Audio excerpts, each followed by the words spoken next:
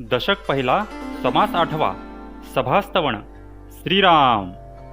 आता बंधू सकळ सभा, जय सभेसी मुक्ती सुलभा, जेथे स्वये जगदीशू उभा, तिष्ठ तू भरे श्रीराम. श्री समर्थ म्हणतात की आता संपूर्ण सभेला मी वंदन करतो, जेथे मुक्ती अत्यंत सुलभ असते व जेथे स्वतः जगदीश प्रेमभराने तिष्ठत उभा असतो. नाही वैकुंठाचा ठाई, नाही योगियांचा हृदयी, माझे भक्त गाती ठाई ठाई, तेथे मी तिष्ठतू नारदा श्रीराम. भगवान म्हणतात की नारदा, मी वैकुंठात योग्याच्या हृदयात अथवा सुरबिंबामध्ये राहत नाही, तर माझे भक्त ज्या ज्या ठिकाणी माझी कीर्ती गातात तेथेच मी उभा असतो. या कारणे सभाश्रेष्ठ, भक्त गाती ते वैकुंठ, नामघोषे गडगडाट, जय जयकारे गर्जती श्रीराम. असे स्वतः भगवंतांनी सांगितले असल्याने ज्या ठिकाणी भक्त मोठ्या प्रेमाने भगवंताच्या नामाचा घोष करून जय जयकार करून त्याची कीर्ती गात असतात, ती सभा श्रेष्ठ असून ती म्हणजेच खरे वैकुंठ होय.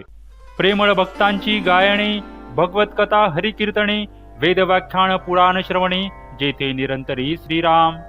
अशा सभेमध्ये प्रेमळ भक्तांचे गायन, भगवत कथा, हरिकीर्तन, वेदांवरील व्याख्यान तसेच पुराण श्रवण इत्यादी कार्यक्रम निरंतर चालू असतात. परमेश्वराचे गुणानुवाद, नाना निरूपणाचे संवाद, अध्यात्म विद्या भेदाभेद, मथन जेथे श्रीराम. तेथे परमेश्वराचे गुणानुवाद गायले जातात, विविध विषयांवर सुंदर निरूपणे केले जातात, तसेच अध्यात्म विद्येतील अनेक भेदांवर चर्चा केली जाते. नाना समाधाने तृप्ती, नाना अशंका निवृत्ती, चित्ती वैसे ध्यानमूर्ती, वाग्विळासे श्रीराम. अशा सभेमध्ये नाना प्रकारच्या शंका कुशंका तसेच तर्ककुतर्कांचे समाधानकारक निरसन केले जाते, त्यामुळे श्रोत्यांना समाधान लाभते.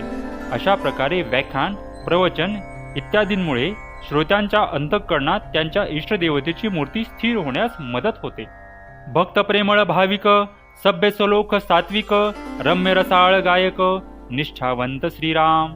अशा सभेत प्रेमळ भाविक भक्त, गंभीर वृत्तीचे सभ्य सात्विक लोक तसेच रम्य रसयुक्त गायन करणारे निष्ठावंत गायक एकत्रित येतात. कर्मशीळ, आचारशीळ, दानशीळ, धर्मशीळ, सुचिस्मंत पुण्यशीळ, अंतर्शुद्ध कृपाळू श्रीराम.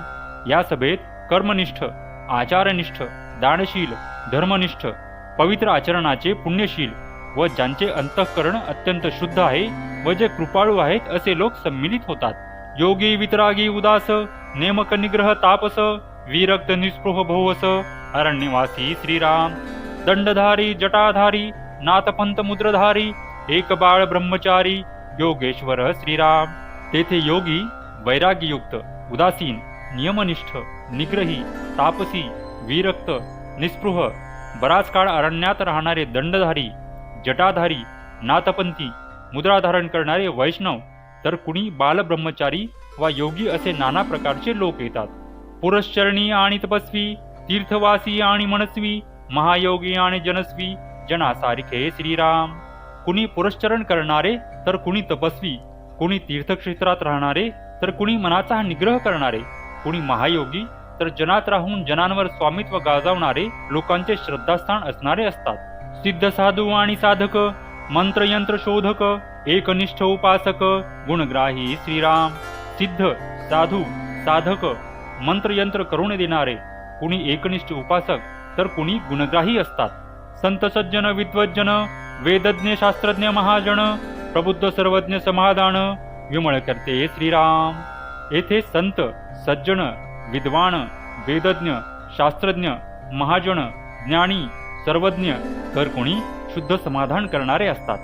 योगी वित्पन्न ऋषेश्वर, धूर्त तार्किक कवेश्वर, मनोजयाचे मुनेश्वर आणि दिग्वल्की श्रीराम.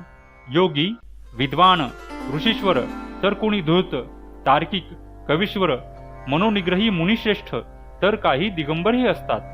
ब्रह्मज्ञानी, आत्मज्ञानी, तत्वज्ञानी, पिंडज्ञानी, योगाभ्यासी, योगज्ञानी, उदासीन श्रीराम. ब्रह्मज्ञानी, आत्मज्ञानी, तत्वज्ञानी, पिंडज्ञानी, योगाभ्यासी, योगज्ञानी, उदासीन असे नाना प्रकारचे लोक असतात. पंडित आणि पुराणिक, विद्वांस आणि वैदिक, भट आणि पाठक, यजुर्वेदी श्रीराम. कुणी पंडित तर कुणी पुराणिक तर कुणी विद्वान तर कुणी वैदिक, भट, पाठक, यजुर्वेदी इत्यादी नाना लोक एकत्र येतात. महाभले महाश्रोत्री याज्ञिक आणि अग्निहोत्री वैद्य आणि पंचाक्षरी परोपकार करते श्रीराम. अति चांगले महाश्रोत्री याज्ञिक अग्निहोत्री वैद्य व पंचाक्षरी यांच्यासारखे परोपकारी लोकही असतात. भूत आणि भविष्य वर्तमान जयास त्रिकाळाचे ज्ञान बहुश्रुत निराभिमान निरापेक्षी श्रीराम. काही भूत भविष्य आणि वर्तमान काळाचे ज्ञान असणारे त्रिकालज्ञ असतात, तर काही बहुश्रुत, काही निराभिमानी व काही अगदी निरपेक्ष असतात. शांती क्षमा दयाशीळ पवित्र आणि सत्वशीळ अंतर्शुद्ध ज्ञानशीळ ईश्वरी पुरुष श्रीराम. शांती क्षमा दयाशील पवित्र सत्वशील शुद्ध अंतकरणाचे ज्ञाननिष्ठ जणू ईश्वरी अवतार असेही काही असतात. ऐसे जे का सभानायक जेथे नित्याची विवेक त्यांचा महिमा अलौकिक काय म्हणून वर्णावा श्रीराम. अशा प्रकारचे जे सभानायक असतात, जेथे नित्यानित्य विवेक असतो, त्यांचा अलौकिक महिमा कसा बरे वर्णन करता येईल. जेथे श्रवणाचा उपाय आणि परमार्थ समुदाय तेथे जनासी तरुणोपाय सहजजी होय श्रीराम. जेथे असा परमार्थ समुदाय असतो, त्या सभेत श्रवणाचा लाभ घडला तर सामान्य लोकांनाही भवसागर तरुण जाण्याचा उपाय अगदी सहज प्राप्त होतो. उत्तम गुणांची मंडळी सत्वधीर सत्वागळी नित्य सुखाची नवाळी जेथे वसे श्रीराम. अशा सभेत सर्व उत्तम गुणांची मंडळी सत्वशील सत्वनिष्ठ एकत्र जमतात, त्यामुळे तेथे नित्य सुख प्राप्तीच होते. विद्यापात्रे कळापात्रे विशेष गुणांची सत्पात्रे भगवंताची प्रीतीपात्रे मिळाली जेथे श्रीराम. तेथे विद्यासंपन्न कलासंपन्न विशेष गुणसंपन्न व भगवंतास अत्यंत प्रिय असणारे लोक एकत्र येतात.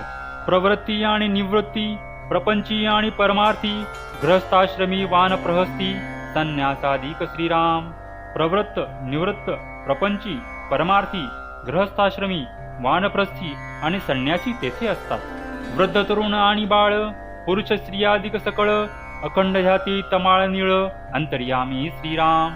तेथे वृद्ध तरुण बालक स्त्रिया पुरुष आदी सर्वच श्यामवर्ण भगवान विष्णूचे हृदयात अखंड ध्यान करतात. ऐसे परमेश्वराचे जन त्यासी माझे अभिवंदन जयांचे निसमाधान अकस्मात बाणे श्रीराम.